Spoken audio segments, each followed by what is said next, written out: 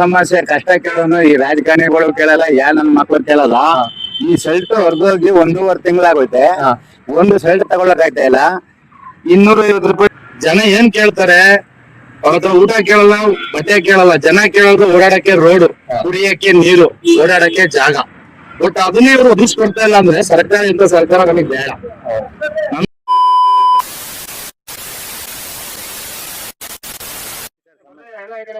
ಇವಾಗ ಆಟೋ ಚಾಲಕರಿಗೆ ತುಂಬಾ ಸಮಸ್ಯೆ ಆಗ್ತಾ ಇದೆ. ಯಾಕಂದ್ರೆ ಎಲ್ಲರೂ ಗ್ಯಾಸ್ ರೇಟ್ ನ ಜಾಸ್ತಿ ಮಾಡಿ, ಇವಾಗ ನೀವು ಆಟೋದಲ್ಲಿ ಏನಾದ್ರು ರೇಟ್ ಜಾಸ್ತಿ ಮಾಡಿದ್ರೆ ಜನರು ಯಾಕೆ ಏನು ಅಂತ ಕೇಳ್ತಾರೆ. ಅದೇ ಗ್ಯಾಸ್ ರೇಟ್ ಜಾಸ್ತಿ ಮಾಡಿದ್ದಾರೆ ಅಂದ್ರೆ ಯಾರು ಏನು ಮಾತಾಡ್ತಾ ಇಲ್ಲ.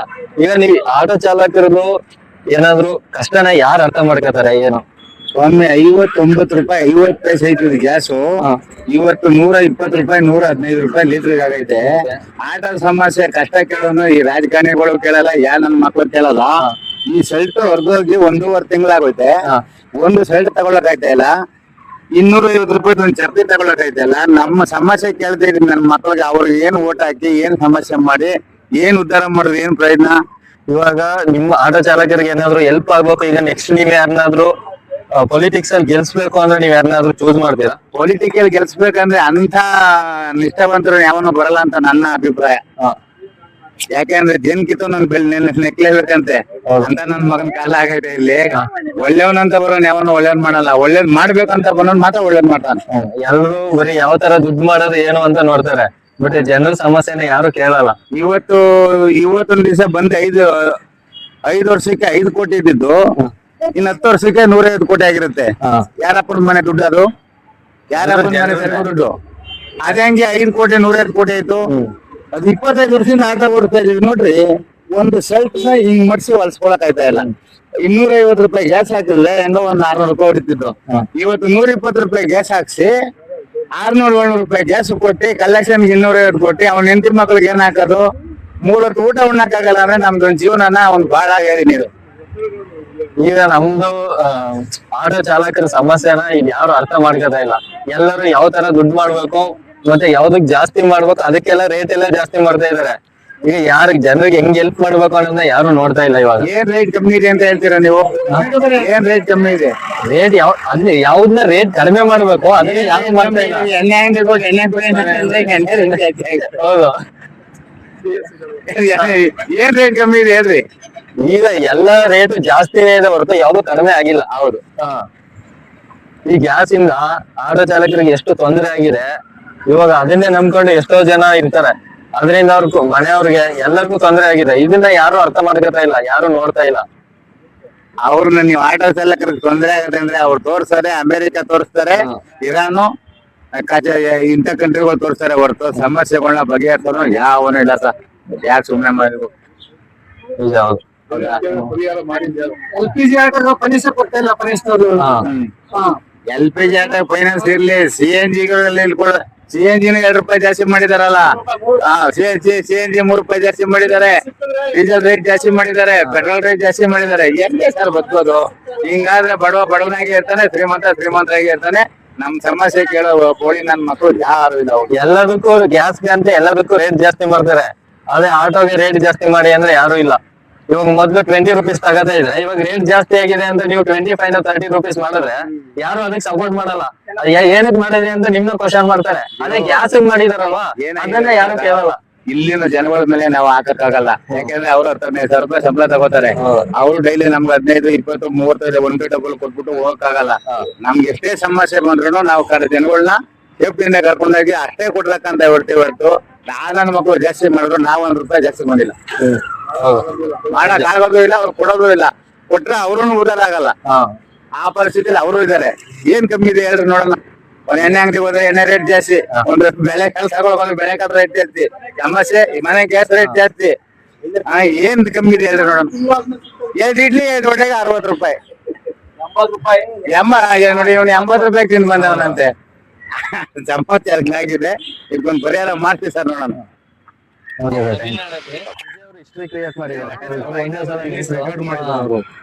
ಈಗ CM ಆಗಿದ್ದಾರೆ. ಆತರ ಏನಾದ್ರು ನಮ್ ಕರ್ನಾಟಕದಲ್ಲಿ ನಿಂತು ಗೆಲ್ತಾರೆ ಅಂದ್ರೆ ಯಾರು ಗೆಲ್ಬೋದು ನಿಮ್ ಪ್ರಕಾರ?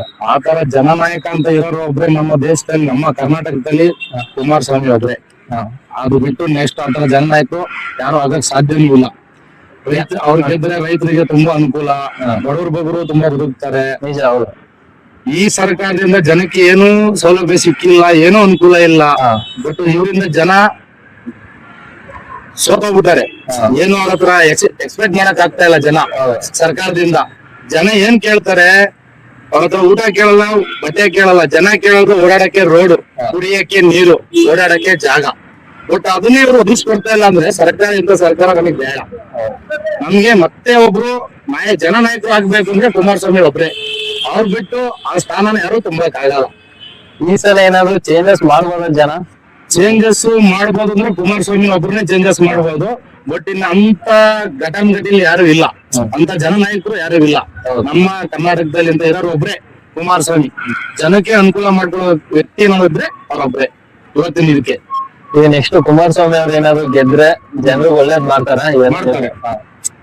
ಬಟ್ ಜನಕ್ಕೆ ಒಳ್ಳೇದ್ ಮಾಡ್ತಾರೆ ಇಲ್ವಾ, ಬಟ್ ರೈತರು ಬದುಕ್ತಾರೆ ಅವರಿಂದ. ರೈತರಿಗೆ ತುಂಬಾ ಅನುಕೂಲ ಆಗುತ್ತೆ. ರೈತರಿಗೆ ಏನೇನ್ ಸೌಲಭ್ಯ ತಲುಪಿಸ್ಬೇಕು ಅವ್ರ ಕಡೆಯಿಂದ ಸೌಲಭ್ಯ ಸಿಗುತ್ತೆ. ಇವರಿಂದ ರೈತರಿಂದ ಏನು ಸೌಲಭ್ಯ ಸಿಗ್ತಾ ಇಲ್ಲ. ಇದರಿಂದ ಈ ಸರ್ಕಾರದಿಂದ ಜನಕ್ಕೆ ಏನು ಸೌಲಭ್ಯ ಸಿಗ್ತಾ ಇಲ್ಲ. ಬರೀ ಅವ್ರು 2,000 ಫ್ರೀ ಕೊಟ್ರೆ ಅದನ್ನ ಬಿಟ್ರೆ ಇದು ಏನು ಇಲ್ಲ. ಒಂದು ಗುಂಡಿ ಮುಚ್ಚಲ್ಲ, ಒಂದು ರೋಡ್ ಗೆ ಒಂದು ಆಕ್ಸಿಡೆಂಟ್ ಅವ್ರು ಯಾರು ಬಂದು ಕೇರ್ ಮಾಡಲ್ಲ, ರೆಸ್ಪಾನ್ಸ್ ಇಲ್ಲ ಸರ್ಕಾರದಿಂದ. ಜನಕ್ಕೆ ಏನು ಇದಿಲ್ಲ, ಸೌಲಭ್ಯ ಏನು ಸಿಗಲ್ಲ ಇದರಿಂದ. ಎಷ್ಟು ಜನನಾಯಕ ಅನ್ನೋದಿದ್ರೆ ಅವ್ರೊಬ್ರೆ ಕುಮಾರಸ್ವಾಮಿ ಒಬ್ರೇ ಇರೋದು. ಅವರೇ ನೆಕ್ಸ್ಟ್ ಮುಖ್ಯಮಂತ್ರಿ ಆಗ್ಬೇಕು ಅನ್ನೋದು ನಮ್ಮಲ್ಲಿ ಆಸೆ. ಬಟ್ ಎಲ್ಲ ಜನ ವಿಷಯ ಅವೆಲ್ಲ. ಜನ ಏನ್ ಮಾಡ್ತಾರೋ ಗೊತ್ತಿಲ್ಲ. ಜನ ಹೆಂಗ್ ಡಿಸೈಡ್ ಯಾರನ್ನ ಬೇಕಾದ್ರು ಗೆಲ್ಲಿಸ್ತಾರೆ, ಯಾರನ್ನ ಬೇಕಾದ್ರೂ ಸೋಲಿಸ್ತಾರೆ. ಒಂದ್ಸಲ ಅವ್ರಿಗೂ ಈ ಸಲ ಏನಾದ್ರು ಅವ್ರಿಗೆ ಚಾನ್ಸ್ ಕೊಟ್ಟು ನೋಡ್ಬೇಕು. ನೋಡಿ ಅಂತ ಪೀಳಿಗೆಗೆ ಏನೋ ಮಾಡ್ಲಿಲ್ಲ ಅಂದ್ರೆ ಬೇಕಾದ್ರೆ ಕೆಳಗಡೆ ಕಿಲ್ಸಿ, ಹೌದು. ಮಾಡ್ಲಿಲ್ಲ ಅಂದ್ರೆ ಕೆಳಗಡೆ ಕಿಲ್ಸಿ, ಕೆಲಸ ಮಾಡಿ ನೆಕ್ಸ್ಟ್ ಅವ್ರನ್ನ ಆಯ್ಕೆ ಮಾಡಿ ಅಲ್ವಾ. ಈಗ ನೋಡ್ರಿ, ವಿಜಯ್ ಅವರು 11 ತಿಂಗಳು ಪಕ್ಷ ಕಟ್ಟಿದ್ರು ತಮಿಳ್ನಾಡಲ್ಲಿ. 11 ತಿಂಗಳು ಪಕ್ಷ ಕಟ್ಟಿ 12ನೇ ತಿಂಗಳಿಗೆ ಮುಖ್ಯಮಂತ್ರಿ ಆಗ್ತಾರೆ ಅಂದ್ರೆ ಅವ್ರು ಗಿನ್ನಿಸ್ ರೆಕಾರ್ಡ್ ಮಾಡ್ಬಿಟ್ರು. ಯಾರು ಇಡೀ ನಮ್ಮ ಇಂಡಿಯಾದಲ್ಲಿ ಇಡೀ ವರ್ಲ್ಡ್ ಅಲ್ಲೇ ಮಾಡಕ್ಕಾಗಿಲ್ಲ ಆತರ. 11 ತಿಂಗಳು ಪಕ್ಷ ಕಟ್ಟಿ ಇವತ್ತು ಮುಖ್ಯಮಂತ್ರಿ ಆಯ್ತಾರೆ ಅಂದ್ರೆ ಇವೇನು ಮಾಡ್ಕೊಳಕ್ಕಾಗಿಲ್ಲ ಜನ ಕೈಲಿ. ಜನ ಎಲ್ಲ ಜನರ ಕೈಲಿದೆ ಸರ್. ಜನ ಏನ್ ಬೇಕಾದ್ರೂ ಮಾಡ್ಬೋದು. ಇಲ್ಲ ನಿಮ್ಮನ್ನು ಗೆಲ್ಸ್ಬೋದು, ಇಲ್ಲ ನಮ್ಮನ್ನು ಗೆಲ್ಸ್ಬೋದು. ಬಟ್ ಜನಕ್ಕೆ ಏನ್ ಬೇಕಾಗಿರೋದು ಒಳ್ಳೆ ವ್ಯಕ್ತಿ ಬೇಕಾಗಿರೋದು, ಒಳ್ಳೆ ವ್ಯಕ್ತಿತ್ವ ಇರೋ ಮನುಷ್ಯ ಬೇಕಾಗಿರೋದು. ಜನಕ್ಕೆ ಒಳ್ಳೆ ಕಷ್ಟ ಸ್ಪಂದಿಸೋ ವ್ಯಕ್ತಿ ಬೇಕು. ಜನಕ್ಕೆ ಯಾರು ಕಷ್ಟಕ್ಕೆ ಯಾರು ಸ್ಪಂದಿಸಲ್ಲ. ಏನು ಅವ್ರ ಮನೆ ಅವ್ರಿಗೆ ಏನಿದೆ ಅವ್ರು ಮಾಡ್ಕೋತಾರೆ. ಬಟ್ ಈ ಬಡವರು ಯಾರು ನೋಡ್ತಾ ಇಲ್ಲ ಇಲ್ಲಿ.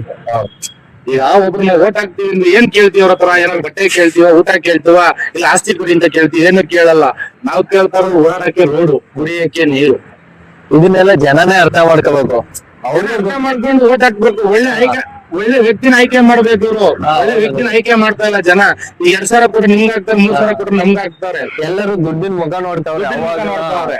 ಇನ್ನು ನೆಕ್ಸ್ಟ್ 5 ವರ್ಷ ಏನೇನು ಇವತ್ತು ತಗೋಬೇಕು ಅಂತ ದುಡ್ಡಿನ ಮುಖ ನೋಡಿ ಹಾಕ್ಬೋದು. ನಾಳೆ ದಿನ ಹುಟ್ಟ ಮಕ್ಕಳು ಫ್ಯೂಚರ್ ತುಂಬಾ ಬ್ಯಾಡ್ ಆಗುತ್ತಾ? ಖಂಡಿತ. ಇವತ್ತು 2,000ಗೋಸ್ಕರ ಓಟ್ ಹಾಕ್ಬೋದು. ನಾಳೆ ಹುಟ್ಟ ಮಕ್ಕಳು ಎಜುಕೇಶನ್ ಸಿಗಲ್ಲ, ಓಡಾಡಕ್ ಒಳ್ಳೆ ರಸ್ತೆ ಇರಲ್ಲ, ಕುಡಿಯಕ್ ನೀರು ಒಳ್ಳೆ ನೀರ್ ಇರಲ್ಲ. ಈ ತರ ಎಲ್ಲ ಸಮಸ್ಯೆ ಆಗ್ತವೆ.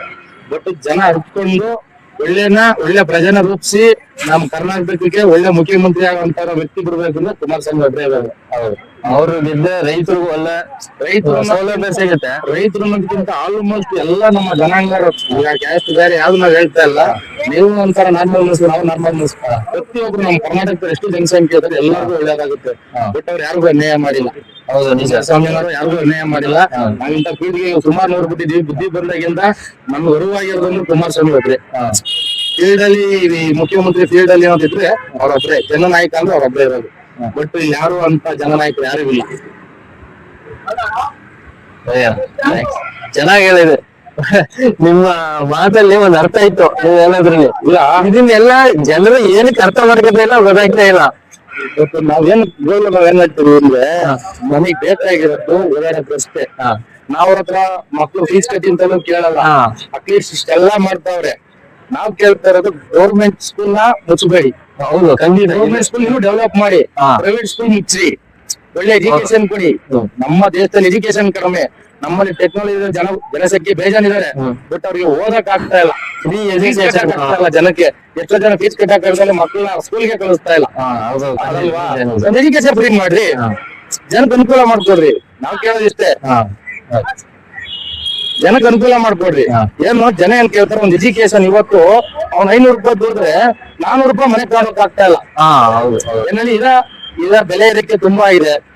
ಒಂದೇನೋ ಒಂದ್ ವಸ್ತು ಕೊಳ್ಳಕ್ ಆಗ್ತಾ ಇಲ್ಲ, ಒಂದು ಶಾಪಿಂಗ್ ಮಾಡಕ್ ಆಗಲ್ಲ, ಒಂದ್ ಹೊರಗಡೆ ಹೋಗಿ ಹೆಂಡತಿ ಮಕ್ಳು ಒಂದು ಹೋಟೆಲ್ ಊಟ ಮಾಡಕ್ ಆಗ್ತಾ ಇಲ್ಲ. ಎಲ್ಲಾ ಬೆಲೆ ಏರಿಕೆ ಆಗೋದ್ರಿಂದ ಎಕ್ಸಾಂಪಲ್ ಗ್ಯಾಸ್ ಬಿಟ್ರೆ ಸಮಸ್ಯೆ ಅದನ್ನ ಎಲ್ಲಾರು ಇಡೀ ಇಂಡಿಯಾದಲ್ಲಿ ಆಗಿದೆ, ನಮ್ಗೆ ಒಬ್ಬರಿಗೆ ಆಗಿಲ್ಲ. ಬಟ್ ಆ ಸಮಸ್ಯೆ ಎದುರಿಸಲೇಬೇಕು.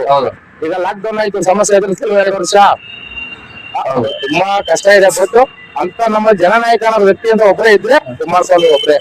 ನಾವ್ ಹೇಳೋದು ರಾಜಕೀಯ ವ್ಯಕ್ತಿಯಾಗಿ ಹೇಳ್ತಾ ಇಲ್ಲ, ನಾನೊಬ್ಬ ದೇಶದ ಪ್ರಜೆಯಾಗಿ ಹೇಳ್ತಾ ಇರೋದು. ನಮ್ಮ ಕರ್ನಾಟಕದಲ್ಲಿ ಒಬ್ಬ ಮುಖ್ಯಮಂತ್ರಿ ಅಂತ ಬೇಕಾಗಿರೋದೇ ಕುಮಾರಸ್ವಾಮಿ.